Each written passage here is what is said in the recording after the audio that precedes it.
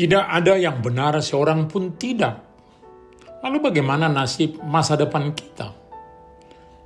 Nasib kita sudah dikembalikan di dalam Kristus, sebab kita sudah dibenarkan oleh iman.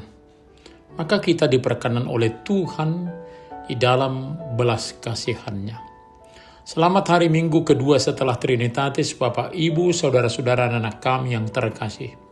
Mari kita bersukacita dengar-dengar akan firman Tuhan yang selalu menyegarkan kehidupan kita, Immanuel. Kita berdoa. Damai sejahtera Allah yang melampaui segala akal akan memelihara hati dan pikiranmu dalam Kristus Yesus. Amin. Firman Tuhan bagi kita tertulis dalam Galatia 2 ayat 15 sampai 21. Menurut kelahiran kami adalah orang Yahudi dan bukan orang berdosa dari bangsa-bangsa lain. Kita tahu bahwa tidak seorang pun yang dibenarkan karena melakukan hukum Taurat, tetapi melalui iman dalam Yesus Kristus. Sebab itu kami pun telah percaya kepada Kristus Yesus, supaya kami dibenarkan oleh karena iman dalam Kristus dan bukan oleh karena melakukan hukum Taurat. Sebab tidak ada seorang pun yang dibenarkan karena melakukan hukum Taurat. Namun jika kami sendiri sementara kami berusaha untuk dibenarkan dalam Kristus, ternyata adalah orang-orang berdosa, apakah hal itu berarti bahwa Kristus adalah pelayan dosa? Sekali-kali tidak. Jikalau aku membangun kembali apa yang telah kurombak, aku menyatakan diriku sebagai pelanggar hukum Taurat. Sebab aku telah mati oleh hukum Taurat untuk hukum Taurat, supaya aku hidup untuk Allah. Aku telah disalibkan dengan Kristus. Namun aku hidup, tetapi bukan lagi aku sendiri yang hidup, melainkan Kristus yang hidup dalam aku.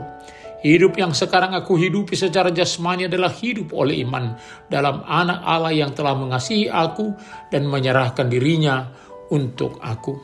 Aku tidak menolak anugerah Allah, sebab sekiranya ada pembenaran oleh hukum Taurat, sia-sialah kematian Kristus. Di dalam iman kita dibenarkan. Tentunya daripada itu kita di dalam hidup akan selalu hidup di dalam iman. Saat seseorang sudah bekerja keras, maka kerja kerasnya ini harus dihargai dengan sesuatu yang diharapkannya. Maka saat kerja kerasnya tidak dihargai, demikian dia sangat berkeberatan. Demikian juga ternyata dalam melakukan hukum Taurat. Saat seseorang sudah melakukan Taurat, maka dia merasa wajib menerima berkat-berkat Allah, termasuk keselamatan dan kehidupan yang kekal. Maka setiap apapun yang diterimanya dari Allah, dia pikir itu adalah oleh karyanya, hasil kerja kerasnya, sehingga sudah sepantasnya demikian. Begitu juga seorang pemuda kaya yang sudah melakukan hukum Taurat sejak kecilnya, maka tidak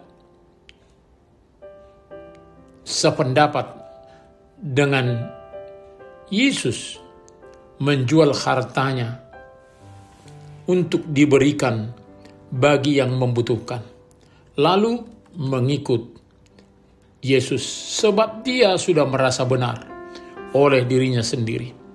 Namun hari ini kita dinyatakan bahwa bukan Taurat yang membenarkan kita, tetapi adalah Tuhan dengan kasih karunia-Nya yang diberikan melalui Tuhan Yesus Kristus. Sebab tidak satu pun benar dari dirinya sendiri atau karena melakukan Taurat. Maka hidup adalah di dalam iman kepada Kristus. Dan ini membuat dampak yang terbaik, sehingga setiap orang akan tetap rendah hati, sebab tidak mengandalkan dirinya sendiri dalam hidup, namun mengandalkan belas kasihan dari Tuhan. Kehidupan orang beriman akan nyata dalam kehidupan sehari-harinya, oleh perubahan yang terjadi dalam hidupnya, perubahan oleh kebersamaan dengan Dia. Maka dapat dinyatakan dalam sikapnya, aku hidup tetapi bukan lagi aku sendiri yang hidup, melainkan Kristus yang hidup dalam aku. Hidup yang sekarang aku hidupi secara jasmani adalah hidup oleh iman dalam Anak Allah yang telah mengasihi aku dan menyerahkan dirinya untuk aku. Maka berkenanan Tuhanlah yang membenarkan kita menjadi orang benar. Mari tetap hidup di dalam iman. Amin, kita berdoa. Terima kasih Bapak untuk firman penyadaran dalam kehidupan kami. Untuk selalu hidup dalam iman kepada Kristus. Sertai kami dalam hidup untuk selalu hidup dalam kehendak Tuhan. Terima kasih Bapa. Hanya dalam nama Tuhan Yesus kami berdoa. Amin.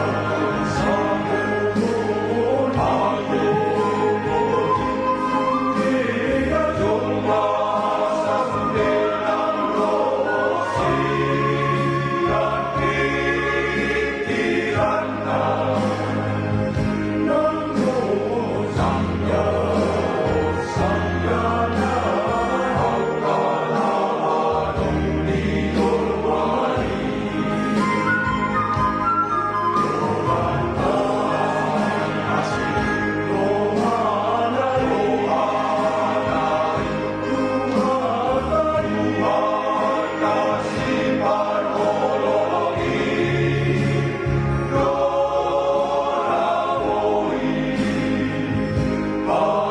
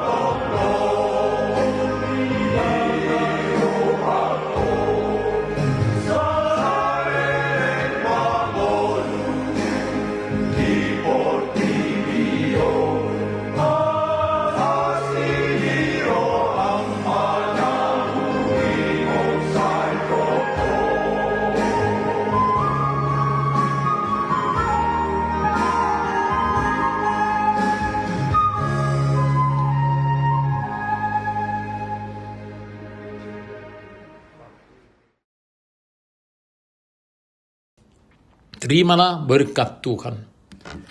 Tuhan memberkati engkau dan melindungi engkau. Tuhan menyinari wajahnya kepada engkau dan memberi engkau kasih karunia. Tuhan menghadapkan wajahnya kepadamu dan memberi engkau damai sejahtera. Amin.